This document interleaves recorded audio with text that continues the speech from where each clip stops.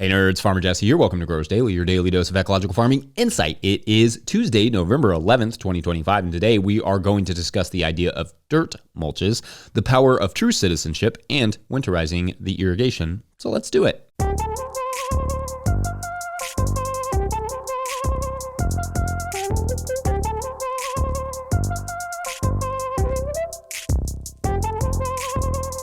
All right, everyone, welcome to Till Tuesday. Every Tuesday is brought to you by our friends at Tellsoil, and it's officially their pre-sale season for 2026.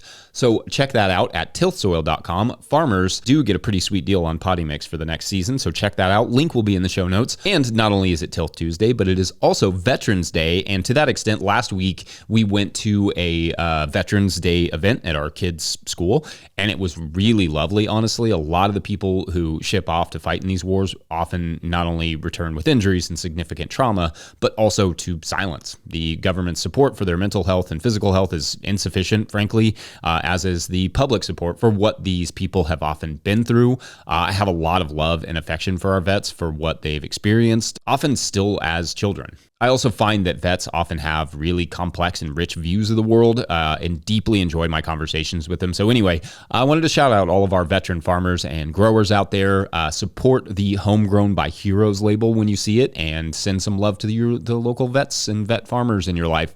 I'm not sure which are the best vet farming programs out there, but there are a few, and feel free to drop those in the comments section for people to help support. Also, unrelated, keep your 20-second farm video clips coming, and if you have a good farm-to-table recipe that you are rocking this season and want to share it, you can also send that for our November challenge. Send those 20-second video clips to farmermike@notillgrowers.com. Okay, changing gears almost entirely, let's talk about dirt mulch. What is it, and is it actually an it? Like, is it a thing at all? I guess for starters, what even is dirt mulch? Like, what am I talking about? Most people who have worked on a tillage farm know this term, dirt mulch, or at least they have seen it in action. What it is not is bringing in dirt and mulching over top of beds with it. That would be a wild thing to do. Instead, the idea is that when you cultivate the surface of a bed or around a crop with a hoe or a similar tool in a tillage operation, the act of cultivating breaks up the soil surface, and it breaks up the soil surface compaction and creates a little layer of dirt on top, or a dirt mulch, sometimes referred to as a dust mulch. The idea is that by cultivating the surface, one cuts off the wicking effect of the soil, where the soil is just allowing moisture to escape when it's in that sort of hardened state. But as the idea goes, if you cultivate it, then you stop that wicking effect. And to a very small extent, that is somewhat true, depending on the soil type, the soil moisture, the region, etc. But according to studies, the moisture retention is relatively negligible in almost every instance. Moreover, when we go through what all mulches do for the soil, dirt mulches don't really do any of them. Retain moisture? Not really. Protect the soil from eroding? No, not at all. And maybe even the opposite. Keep the soil cool and or moderate the temperature? Nope. Bare soil is hot even when it's broken up a bit. Do they feed the soil or add soil organic matter? Yeah, no, not that either. So I suppose that in a way it does keep the soil slightly more moist in some conditions, but by and large, dirt mulch is not really a mulch at all. It is often necessary, to be sure. This dirt mulch is created through cultivation, which is done to nip weeds in their literal buds. But I think that the dirt mulch concept is often used to ascribe more meaning and importance to the practice of basic cultivation than the science seems to bear out. I should also say that cultivation when the soil is too wet can lead to compaction layers, and cultivation when it's too dry can lead to wind erosion. So creating the dirt mulch itself is somewhat of an art, and it's not even necessarily an art that is helpful. So in an ideal scenario, though, like I said, it may be necessary in some instances, we are not relying on cultivated soil as our mulch. So anyway, what say you all? Any thoughts on dirt or dust mulching? Have you ever heard this term? Let us know, and otherwise we're going to take a quick break. When we come back, winterizing the irrigation. You get it. BRB. Morning, everybody. It's Farmer Mike out here in central Kentucky, where it is currently negative 90 degrees Fahrenheit, give or take. Just wanted to check in.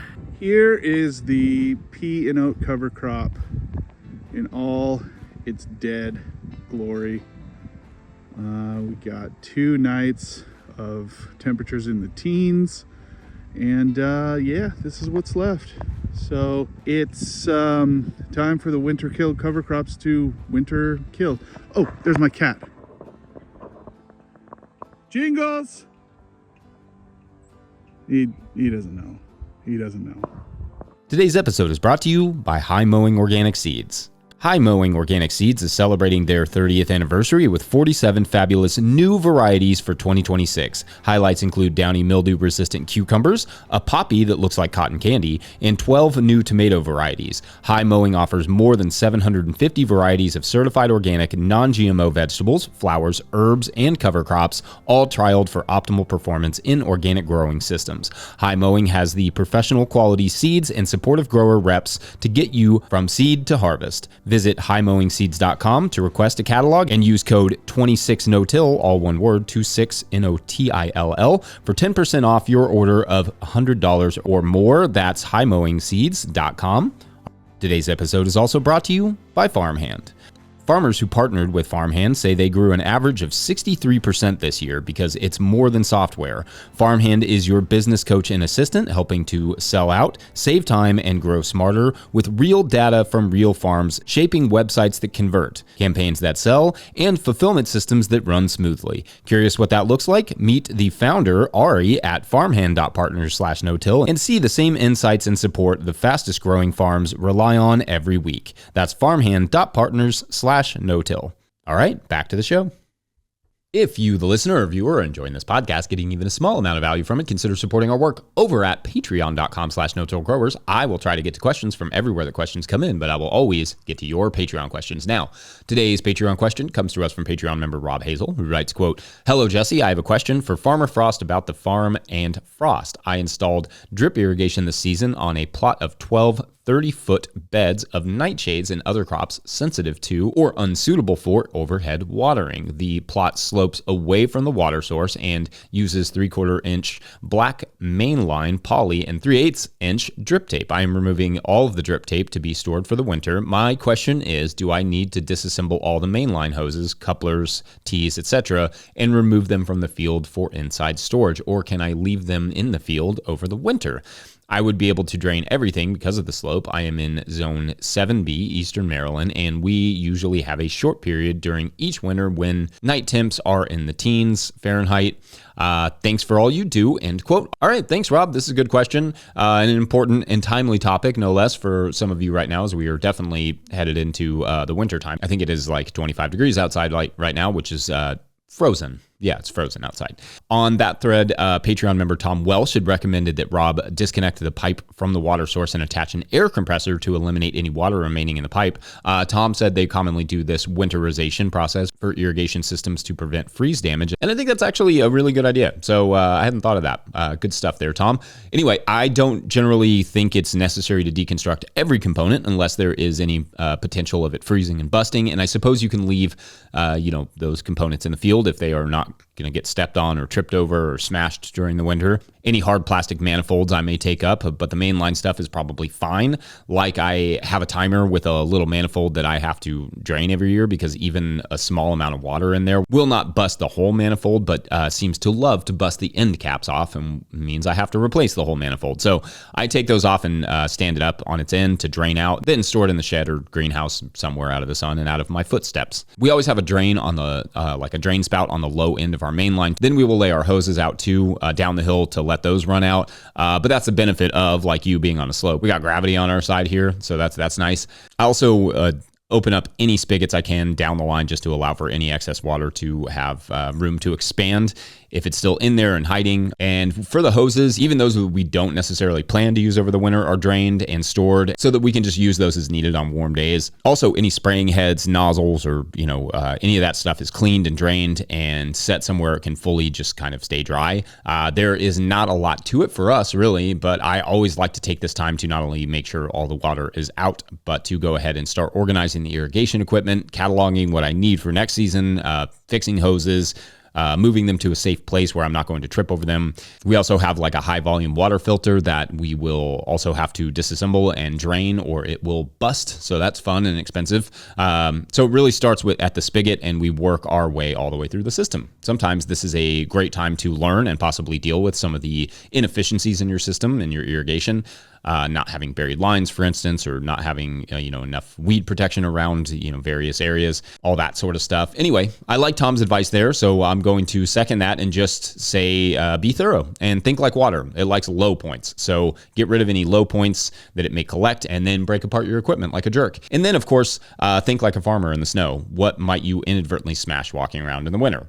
All right, great question, and feel free, commenters, to add your insights to the comments section. Up next, we will talk about the big effects of small, which will make sense in a minute, or not. Be right back. Today's episode is brought to you by Johnny's Selected Seeds. Johnny's Selected Seeds is a proud supporter of Growers Daily. At Johnny's, they do more than sell seeds. They grow them. They trial them to see how they perform on Johnny's research farm in Maine and across the U.S. and Canada. Only the best varieties are added to their catalog and website. When you need proven varieties you can count on and detailed guidance from seedling to harvest, consider Johnny's your trusted growing partner. JohnnySeeds.com. That's JohnnySeeds.com. Today's episode is also brought to you by Marble Seed.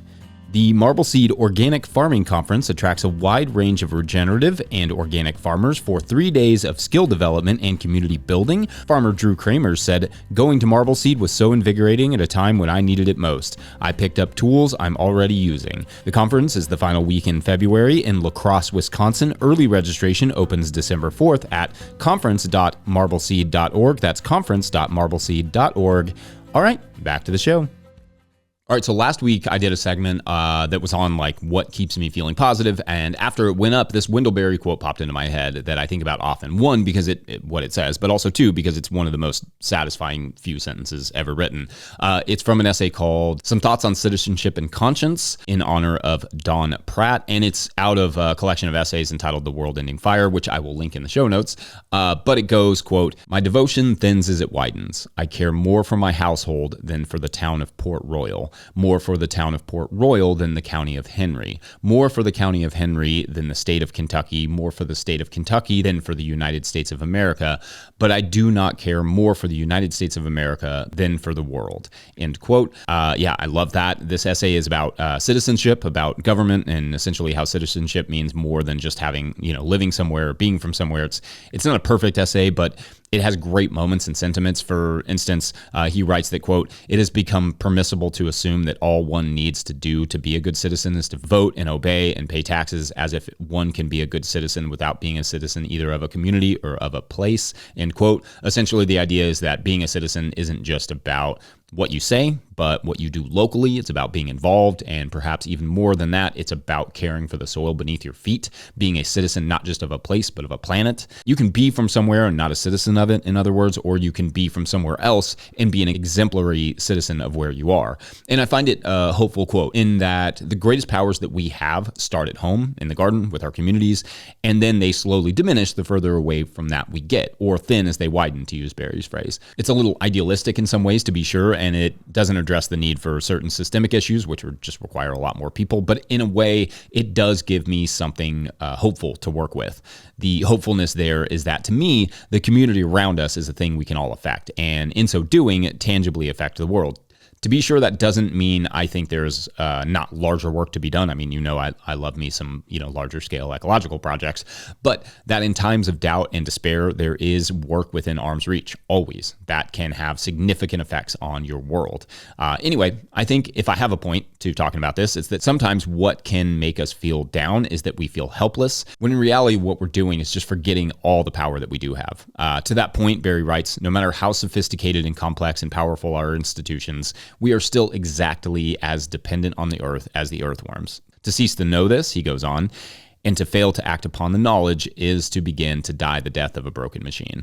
The death of a broken machine is a great line. Anyway, so yeah, go do something good for the soil and the community, because that is good for you and it's good for the world simultaneously. Create and be the market of caring that politicians and leaders have to appease. All right. Let me know your thoughts on this musing or any of my musings. Otherwise, that's it for this Tilt Tuesday. Don't forget, No Till Growers is now officially a nonprofit 501c3, so donations are tax deductible and greatly appreciated. Learn more about how to do that for your end-of-the-year tax breaks in the show notes. Please make sure to like and subscribe and or follow wherever you're getting this podcast. That's an easy way to help us out as well. Enormous thank you to all of our show sponsors. And if you'd ever like to sponsor the show, you can reach out to Farmer Michelle at notillgrowers.com. Huge shouts to Willie Breeding for the theme music and Mike Hilbert for the production help and editing. Also, shouts to Epidemic Sound for the background music that you can hear. Heard that. Pick up a hat or a copy of my book, The Living Soil Handbook, at notillgrowers.com to support our work, especially if you need like a holiday gift of some sorts. I would do that soon.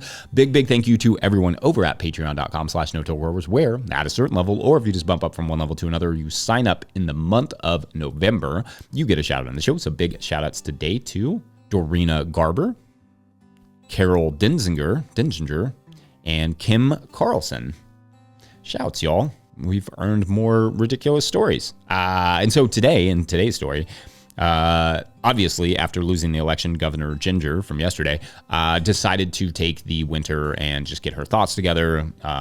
In that time, she started cleaning up her home farm and decided she was going to build a greenhouse and really grow a lot of food the next season, calling it Ginger Gardens or Ginger's Gardens. She actually couldn't come up with a name. She felt like she had done a lot of good as a governor to protect her state's natural resources and figured a nursery and garden was a way so that she could kind of continue that work, albeit on a smaller scale. Then one day, while she was out and, with her grandkids, putting up a greenhouse and they were running around and doing all the things, one of her grandchildren pointed out this little plant that she'd never seen, that Governor Ginger had never seen before. As a nerd and a student of the outdoors, Ginger could identify almost any plant, but this one was a complete mystery to her. She called an ecologist friend that she'd made while she was governor, and the ecologist said she'd come out and check out the plant. But that is for tomorrow on Governor's Gardens. I don't think she can call it Governor's Gardens, though. I feel like that's probably against the rules.